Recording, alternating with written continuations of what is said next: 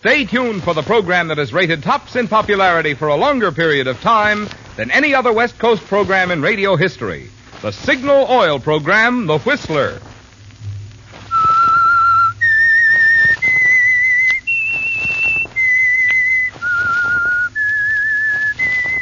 S-I-G-N-A-L. Signal. Signal gasoline. Signal, the famous Go Farther gasoline, invites you to sit back and enjoy another strange story by The Whistler. For extra driving pleasure, the signal to look for is the yellow and black circle sign that identifies Signal service stations from Canada to Mexico. And for Sunday evening listening pleasure, the signal to listen for is this whistle that identifies the Signal Oil program, The Whistler.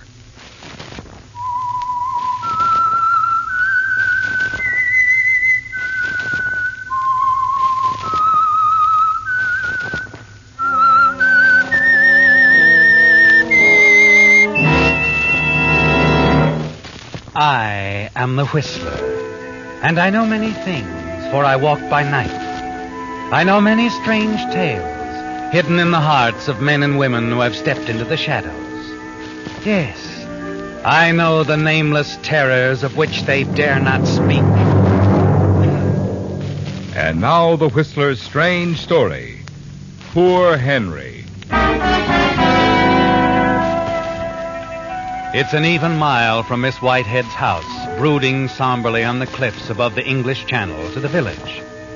Ellen Lovelock had walked it often, but on this misty, waterlogged morning, she lagged a few paces behind her employer, who marched determinedly down the sodden path in her shapeless British tweeds, her chin jutting out aggressively beneath her beak-like nose. Ellen was worried. The affair of last night had infuriated Miss Whitehead, and she was determined to see it through to the finish. An attitude she made amply clear to the village constable 2 minutes after she and Ellen arrived at his office. The point is simply this, Constable Finlay, as I told you this morning over the phone. Last night at approximately 12 o'clock, a prowler broke into my home. Yes, I heard him moving about in the sunroom, so I decided to investigate. You hear him, Miss Ellen? No, afraid I didn't. She sleeps like a corpse. But weren't you right next door to the sunroom, Miss Ellen? Yes. Will you two allow me to continue? By all means, Miss Whitehead. Very well. As I was saying, I heard this creature moving about. I approached the sunroom, determined to catch this blackguard in the act. But unfortunately, he heard me coming and leaped out the window. This man... You're certain it was a man? His footprints were clearly visible in the mud below the window this morning. Isn't that right, Ellen? Yes, that's right, Miss Whitehead. I see. Was anything missing? No.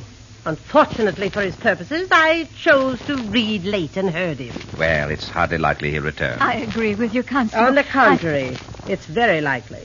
Now that he's possessed an adequate inventory of the contents of my sunroom, it's highly probable he'll return very soon. He's after Grandfather's paintings. I'm positive. This prowler, Miss Whitehead, it's apparent he was well acquainted with your habits when you retire ordinarily and so on. Quite apparent. I'd say this attempt to steal your grandfather's painting, well, it has certain characteristics of an inside job. Are you job. accusing my secretary here? I'm not accusing anyone, Miss Whitehead. But I'd like very much to question your chauffeur, Henry Macklin. My chauffeur? Good heavens, why? Because he happens to be a man with a prison record. Just how did you happen to know that, Mr. Finlay? After I talked with you on the phone this morning, I phoned your secretary back to question her about Henry Macklin. Ellen, what right did you to because tell anyone? I asked her specifically. You were suspicious of him. I'm sorry, Miss Whitehead. So am I, Ellen. I placed a trust in you. You violated it. It leaves me only one thing to do. But, Miss Let's Whitehead... not have a scene. When we return to the house, I'll give you 2 weeks' pay in lieu of notice. Miss Whitehead, you're discharging the girl? Exactly. But that's unfair. If only you'll listen to Mr. Finlay, reason. I must remind you, this is none of your affair. Now, you'll please approve this permit. I'm going to purchase a revolver.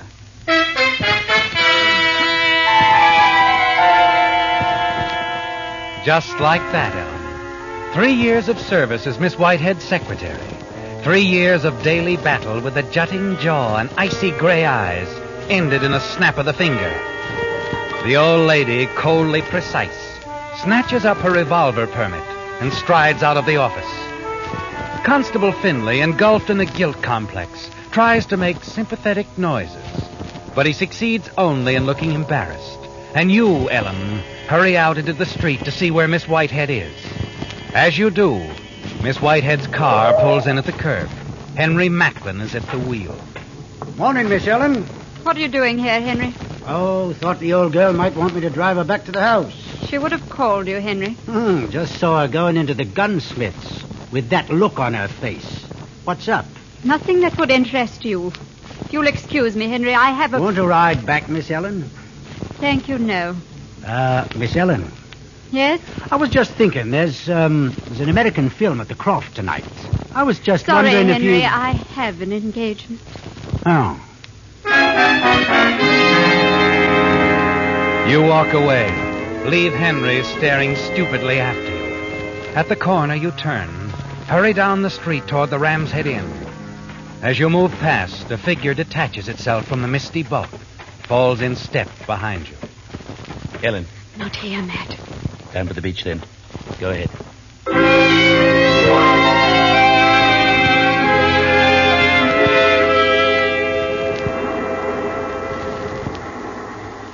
I'm sorry, Matt. Of all nights, she had to take it into her head to read a book. So the old girl is buying a revolver, eh? Good thing she didn't have one last night. She's probably as efficient at offhand shooting as she is at everything else. I suppose everything's ruined. Oh, no, my dear. I'll admit our plans will have to be changed, but we're not giving up. I've spent a lot of time tracing down those paintings, and I'm not quitting now. But to try to steal them again, that would be dangerous. Not particularly. You say she rarely looks at them. And even in the frames, they're small enough to fit in an average-sized trunk.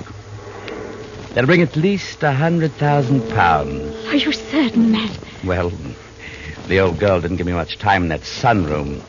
But I'm positive they're the ones, all right. Vermeer, a couple of Bruegels, and the others are mixed 17th century Flemish and Dutch minor You masters. still think they can be sold on the open market? They're not catalogued? I told you, Ellen, they were smuggled off the continent into England during World War I. After some very clever chap covered them with a resistant shellac and overlaid them with those stupid still lifes of fruit and potted plants. Matt, couldn't you... I mean, go to see Miss Whitehead. Offer to buy them. Oh, now, really, you know how she feels. She'd never break up a private art gallery. Heirlooms. They belong to dear old grandpapa. What's the matter? Darling, I've just thought of the most wonderful idea. Henry Macklin, he's it.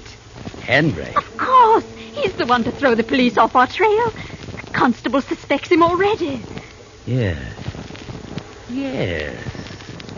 You know, Ellen, that's a rather interesting thought. He's stolen before. He'd do it again. He'll do anything for me, Matt. I'm sure of it. You still make arrangements to smuggle the paintings into France? There's a boat skipper in London who'll help me out. For a fee. Just think, darling. £100,000. And we'll owe it all to Henry. Rather nasty trick to play on the lad, eh? Poor Henry.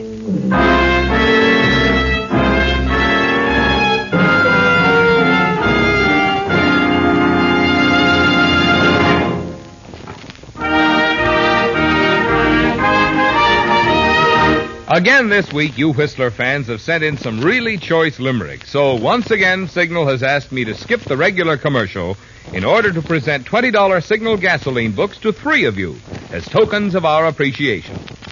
The first one tonight goes to Alice Ray of Portland, Oregon, for this limerick. A thrifty young fellow named Joe, when asked how he saved so much dough, said, with Signal, my friend, you go farther, no end. You can bank on that, brother, I know. Signal, signal, signal gasoline. Your car will go far with go farther gasoline. Tonight's second $20 Signal gasoline book goes to Alan N. Sharp of Los Angeles for this limerick. There once was a farmer named Green who improved on his milking machine. Using Signal for power gets more milk per hour.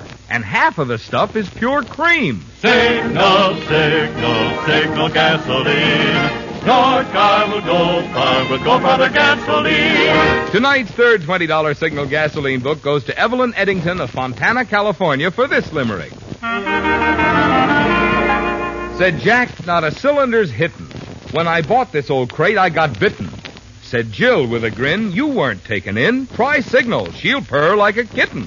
Signal, signal, signal gasoline. Your car will go far with Go Farther Gasoline. Well, that's all we have time for tonight, friends. But our thanks to all of you who sent in limericks.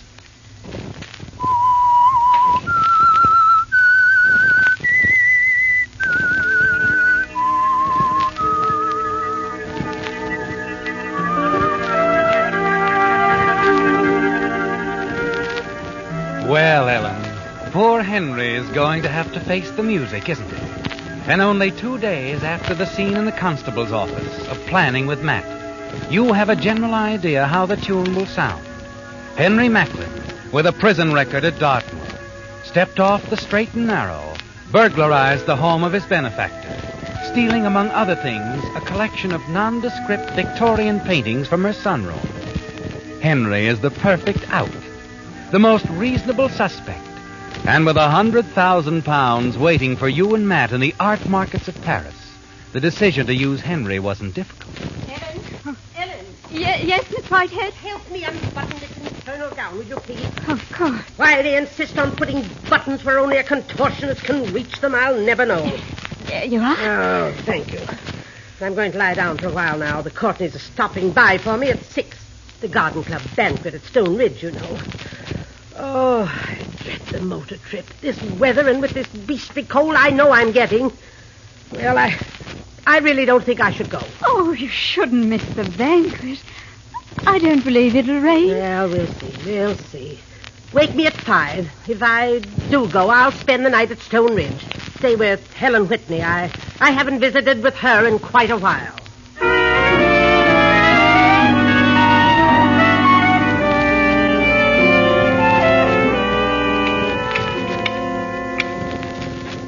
Hello, Henry. Oh, hello, Miss Ellen. Just cleaning up the carburetor a bit here. Henry, I've come to say goodbye. Goodbye. You're not going, Miss Ellen. I'm afraid so. I've taken all I can say. Oh, now, come. It's no use, you know. I don't mind leaving her, really. Well, she is an ill-tempered old girl. But I do mind leaving you. Hey? I wasn't going to say anything, Henry, but somehow now that the time's come, I just can't go off without telling you. Telling me what, Miss Ellen? That I admire you very much. Miss Ellen. Miss Ellen. Please, Henry, let's not make it any worse. I never knew. I know. I thought you'd think I was foolish. Foolish, Ellen, Please. I'm going back to London. Going to try to find a new life. Start all over again. You can't go now. Oh, it will be difficult. I don't have much money. Don't really know how I'll manage, but I've made up my mind. Maybe we'll meet again, Henry. I hope so. We will, so help me. I'll if see you're you. ever in London, I'll be staying at the Dorkin Hotel. The Dorkin, yes, I know where it is. But I've got to go now, Henry. Good heavens, I almost forgot what I came for. Miss Whitehead misplaced the key to the vault in the library. She thought it might have fallen behind one of the cushions in the car. Oh, that's strange. She's a strange old lady. You'd think she'd be more careful with it. You know, there must be a couple of £1,000 of valuables in that vault. A couple £1,000? Huh? How careless of her.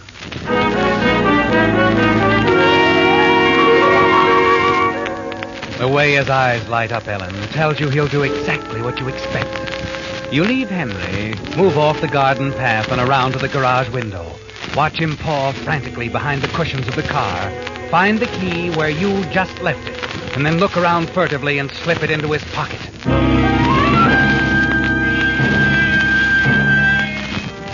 The old lady's still asleep as you walk to your room. Open your trunk, and then you hurry around to the sunroom close by and unlock the door.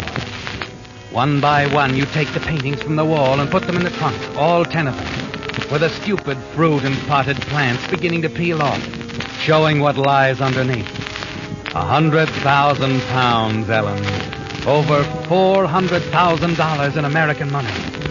For a moment you stand there looking into your trunk, its golden cargo, and then... Just a minute. Oh, Henry. Miss Ellen, I just can't let you run off like this. It'll all work out. Really, it will. Let go of me. I told you I'd made up my mind, But Henry. it's not right. It's not. Look here now. You see, Henry, I'm all packed up. Now, what do you say? Let's get busy here. You can help me with the trunk. I won't have it, that's what. I won't I'm stand going, for- Henry. That's all there is to it. Come on now. Let's move the trunk downstairs. Then I have to run down to the village and arrange for the expressman. By the way, did you find the key to the safe? What? No, not yet. Oh. Well, Miss Whitehead will want it tomorrow. She's taking her valuables into town. She's a little worried. That prowler the other night, you know.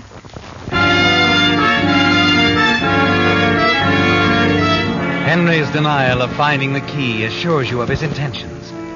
And now you've made it clear to him that tonight is his only chance. Promptly at 5, you awaken Miss Whitehead. Remind her that the Courtneys will be calling for her at 6. It's upsetting when she tells you she's decided not to go to the Garden Club banquet, that she intends to remain in bed for the rest of the evening. But going downstairs, you realize that Henry will still have the opportunity to rifle the safe. And that's all that's important. You go on to the village, giving him the run of the lower part of the house. You wander through the village for almost an hour and then contact the expressman. Well, yes, Miss Lovelock, I suppose we could run out and pick up the trunk.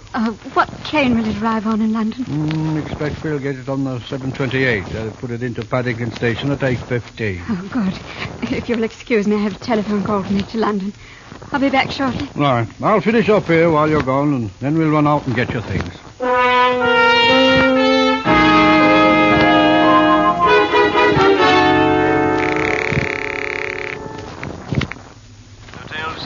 Hello. This is Miss Lovelock. I'd like to speak to Mr. Matthew Graves, please. Mr. Graves? Hold on a moment, will you? Surely. Hello? Hello, Matt. This is Ellen. Everything going well? Yes. I'm sending the trunk on in. It will arrive on the 8:15 Paddington Station. Fine. But something's come up. I won't be here to receive it. Oh? I've got to arrange for the shipment to be received on the other side. You'll have to come to London yourself tonight. See that it gets out of the boat.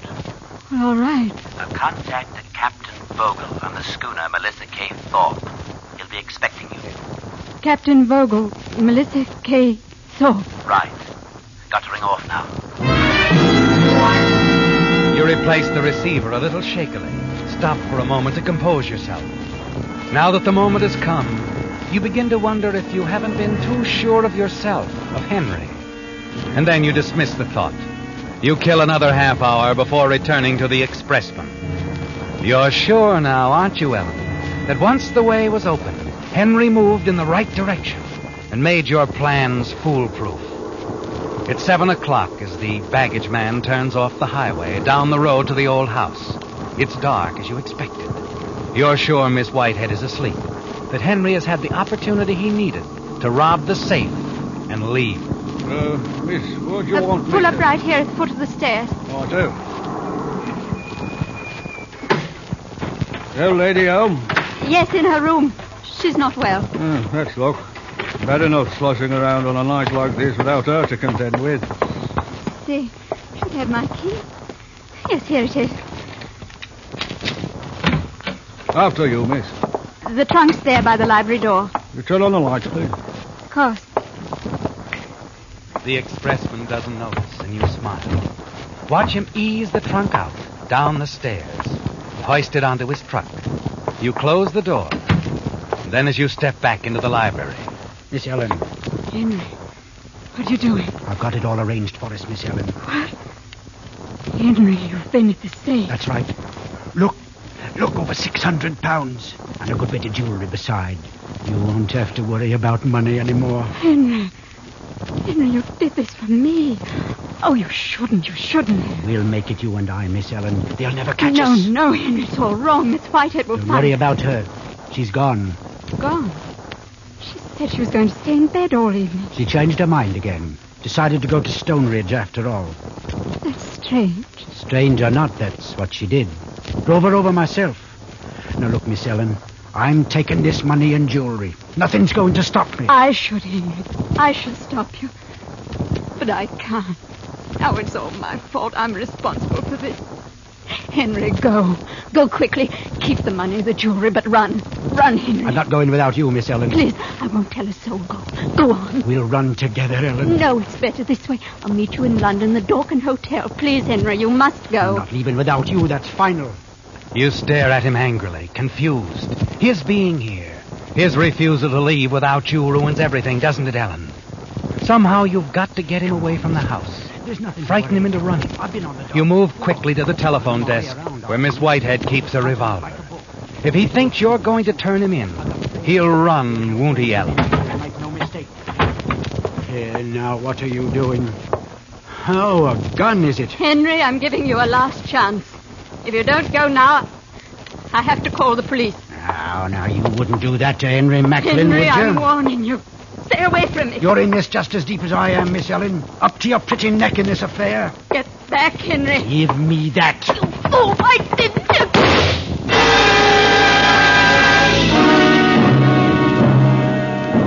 You stare down at him, shocked, realizing slowly that he's dead, that you've killed him.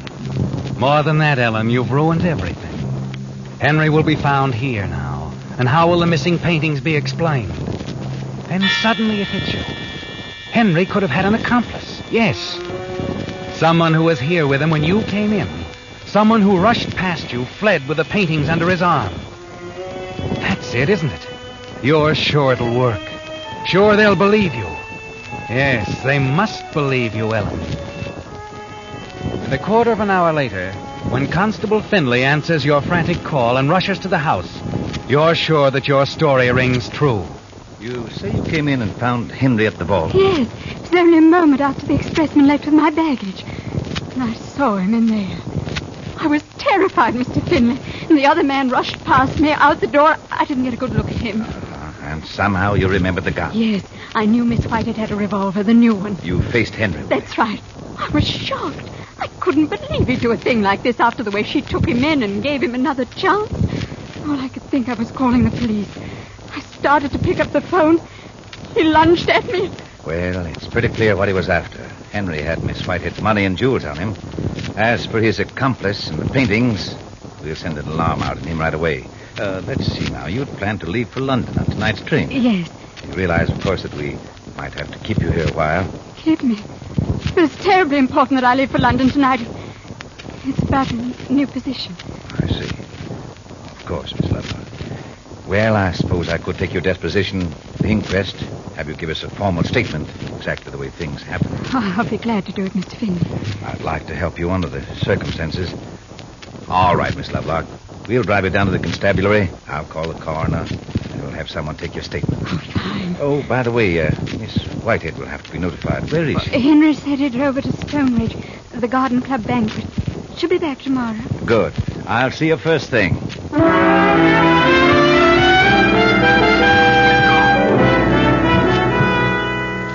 You accompany the constable to the village, his office. Attend to the deposition. The procedure is brief and official, and you wait nervously as the constable reads it over and finally looks up at you. Well, I should say everything seems to be in order, Miss Lovelock. Oh, fine.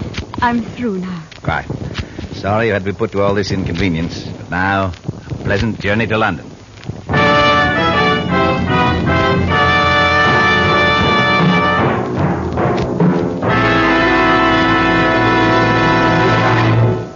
And now, a tip for you drivers who want to keep that light new performance in your car and also keep repair bills down. Be sure to protect your motor with the improved type Signal motor oil that won't break down under heat. Signal Premium Compounded Motor Oil. Because it combines 100% pure paraffin base with scientific compounds, Signal Premium does things for your motor that oil alone cannot do. One compound, for instance, was specifically developed to prevent the formation of harmful gum and varnish. Another compound in Signal Premium actually removes carbon. And still another compound protects costly bearings from corrosion. So why trust the protection of your modern motor to old-fashioned oils when you can now get this improved type Signal oil that does so much more than just lubricate?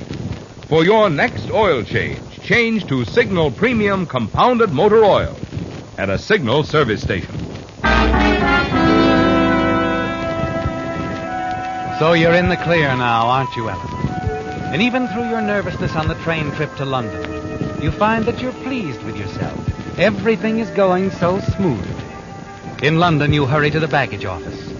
There's only one thing left to do now. Claim the trunk addressed to Matt and have it taken aboard the ship bound for France where you'll meet him. The aged little expressman attending the freight office seems to look at you oddly as you make inquiries about the trunk. But a moment later, he's nodding his head amiably. Oh, yes, miss, it's here. If you'll just step around through this door. Yes, he is, Inspector. Inspector? That's right, miss. I'm Maitland, Scotland Yard. We got a call from a Constable Finley. Seems he wanted you detained. Detained? Well, I made my statement. So you did. But it didn't include quite everything. You didn't explain about the trunk. The trunk? Why, it's here. Yes, we found that out from the express company. We've already opened it. Oh. By the way, who's Matthew Graves? What does he have to do with this? He arranged to ship the trunk across the channel. But it was all a mistake. If you'll let me, I can explain. Can you now? Let's see if you can. You know, this was all rather clumsy of you, Miss Lovelock. Constable Finley started adding things up when he found some of your personal things and a batch of paintings on the ground outside the library window. What? Yes, he went back to the house after he put through a phone call to Stonebridge. Learned that Miss Whitehead wasn't there. Had never been there. Not there? But Henry told me. There we are, Miss Lovelock. Can you explain this? Look inside your trunk.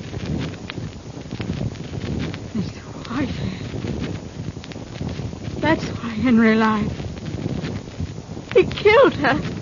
Oh, come now, miss. Let's not try to blame poor Henry for everything. This is one murder you're going to have to explain.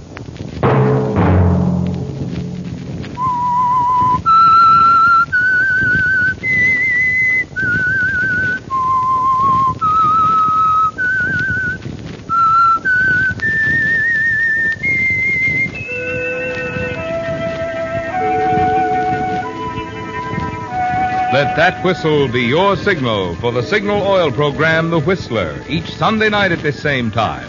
Brought to you by the Signal Oil Company, marketers of Signal gasoline and motor oil, and fine quality automotive accessories.